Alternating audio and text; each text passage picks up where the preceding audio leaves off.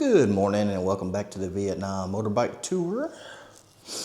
Ended up staying an extra day in Huey, Wa. Well, I have no idea how it's pronounced. Anyway, yesterday was, as soon as I woke up, the rain was pretty steady and very high winds. And I have the days and I don't have to ride in it, so I didn't. So I stayed here and relaxed.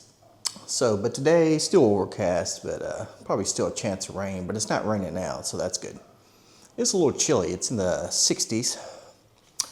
So I'll probably be wearing my rain jacket. I'm sure when I hit the road, I'll end up taking it off eventually, hopefully, unless it rains. We'll get the bike loaded up and hit the road, and I'll see you out on the ride. We are on the bike. Got the directions put in. Got about 180 kilometers to do today.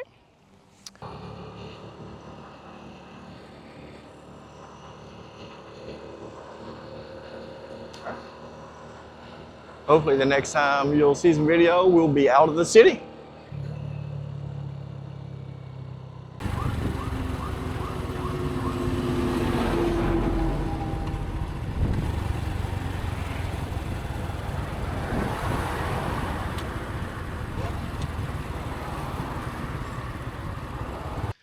Just took a little break, finally out of the city.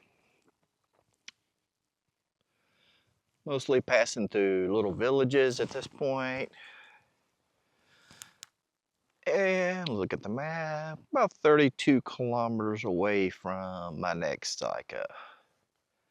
scheduled stop. I'll get some gas.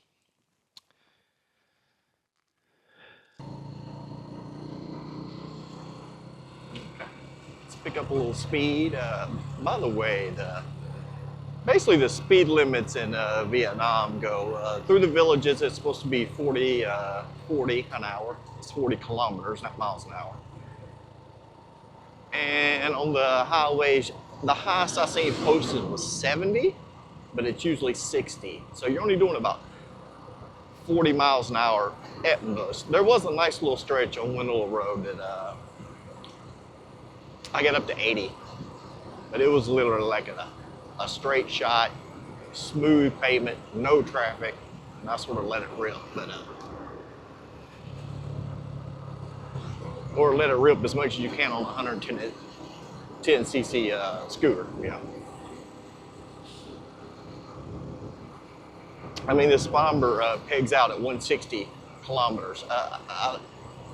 If you dropped it off a cliff, it might reach that fast. I don't even know why that number's on there, but maybe it's possible.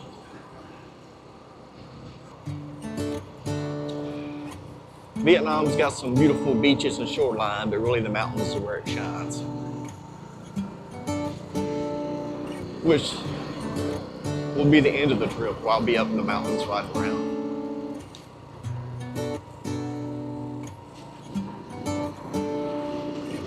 These roads like this, I mean, these country roads, I mean, definitely avoid the highways as much as possible. That's my advice. Some situations you can if you just want to get some miles under the wheels, but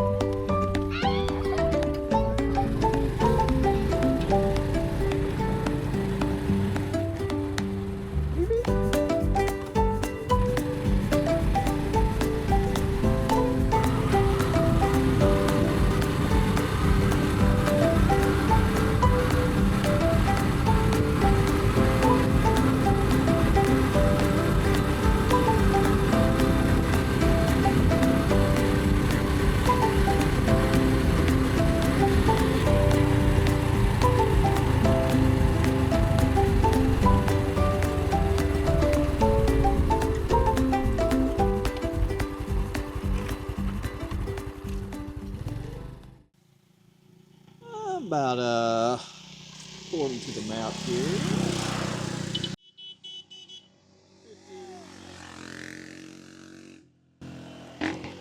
50 kilometers away from Quezon in the hotel. Should arrive a little after 3. Resting the butt a little bit in a beautiful location. I'll give you a little view here. Just chilling on the side of the highway. Not a bad little spot. But I think there's a guy fishing. I don't know if I can get him or not. There's a route down there. Beautiful, beautiful valley here. Anyway, I'm just gonna chill here for a few minutes, get a drink of water, and hit the road again, make this final stretch, and hopefully get to the Quezon Battlefield Museum. Okay, looks like I'm taking another break. Shortly after that last break, it was some beautiful scenery I've been running into, but the problem was roads were terrible. So as soon as you think you're like, okay, I'm in the final stretch, not so much. A lot of potholes, dodging. Luckily, to go 20 kilometers an hour through it, as soon as you think you sped up, you hit another area. And I'm still sort of in it, but it is 90% good roads right now. And I stopped in a wonderful spot here. Give you a little look.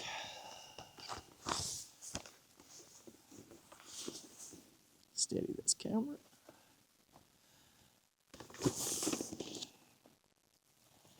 Not too bad, huh? Vietnam is a beautiful place. Been following this river for a while now. As you can see, it's still quite overcast. Been rather chilly today. I'm glad I have my raincoat on it. Not so much for the mist that's come down. I don't think that would have bothered me too much. But it is it's quite chilly. It's this time of year, which is it's now beginning of April. Oh no, in Thailand where I live, that's the hot season. You know, it'll be close to 100 degrees. But Vietnam, I was here last year at this time. It was quite warm, but I was on the coast. Now I'm in the valleys and the mountains. And I don't think I've had a real hot day in Vietnam, except for the days I was in Ho Chi Minh City when I started a few weeks ago. So, yeah, it's nice. It's better than sweating, I can tell you that. Anyway, I'm gonna let my butt rest a little bit. Get back on the bike, make this final stretch. Hopefully make the museum in time. Okay. For me, just pulling into the Battle of Quezon Museum, battlefield. All right, let's go get a ticket. Just got into the museum. It was 50,000 Vietnamese dong to get in, which is roughly $2. So here we go with a lot of ordnance.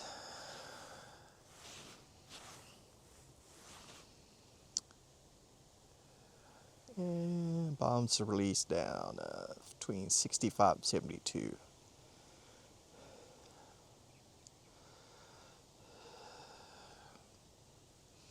Ooh, U.S. bomb, there you go. And you can imagine the destruction. So we can see the Huey. Oh, that was sort of the main way American troops got around in Vietnam, because as I've been riding through Vietnam, the terrain does not lend itself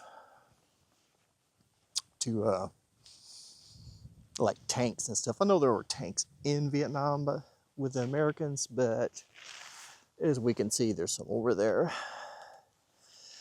Yeah, this terrain,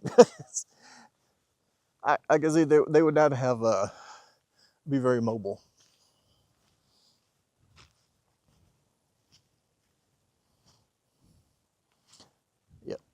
is the Chinook. Still used today. I've actually flown in one when I was in the Air Force many years ago. We had a Chinook, I think it was a Marine Chinook.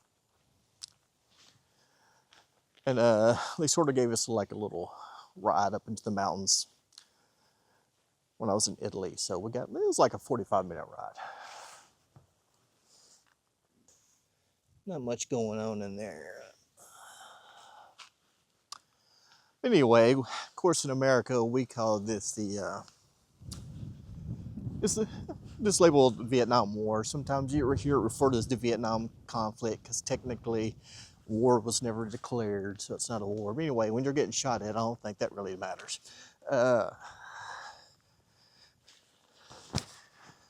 With that being said, though, here in Vietnam, obviously it's not called the Vietnam War because why would it be?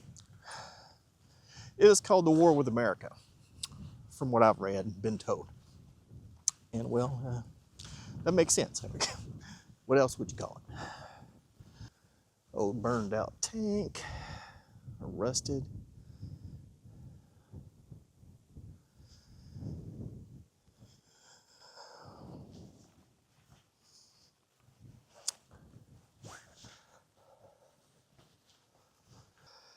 Anybody in the comments, if you know what all this stuff is, knock yourself out and leave a comment and tell us all. I know there's probably a lot of Vietnam War buffs out there. And I do like studying the history, but not so much the details of the equipment. Let's get a view of the Chinook.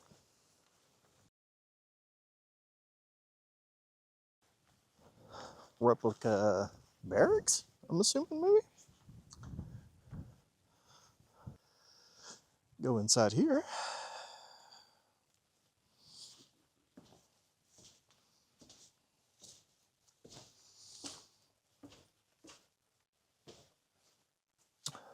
Reinforced bunker. Oh, okay, there's all kinds of, oh, it's a whole trench network. Okay.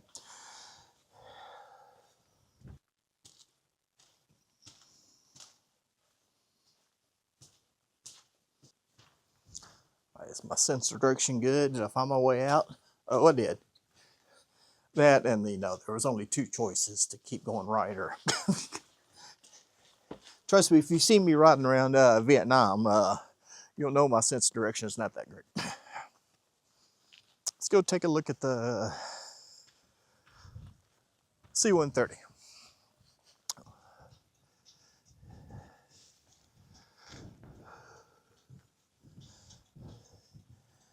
These are wonderful durable planes.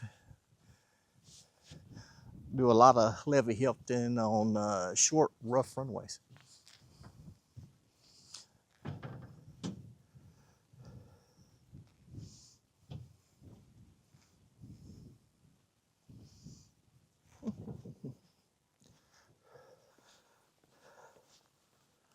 It's a sobering place. All battlefields are. If you never visited one, I highly recommend it. Yeah, it reminds you of that maybe times are not as bad as you think they are right now. It's time to go check into the hotel. I'll see you at the hotel. Okay, all checked into the hotel. I'm at the Quezon Luxury Hotel, link in the description. And I think this room was like $11, $12 a night, something like that. Take a little look here. Gotta do how soft is the bed. We'll call it not soft, but it's not hard. We'll call it a very firm mattress. There is some give to it. Not much though. Anyway, let's take a look at the bathroom. Typical bathroom. Typical Asian style bathroom. A wet bath, basically. No division between the shower and the rest of the bathroom. If you like what you're seeing, be sure to like and subscribe. And if you don't, like and subscribe anyway, because I need it. Another day completed on the Vietnam motorbike trip. Enjoy yourself. It's later than you think.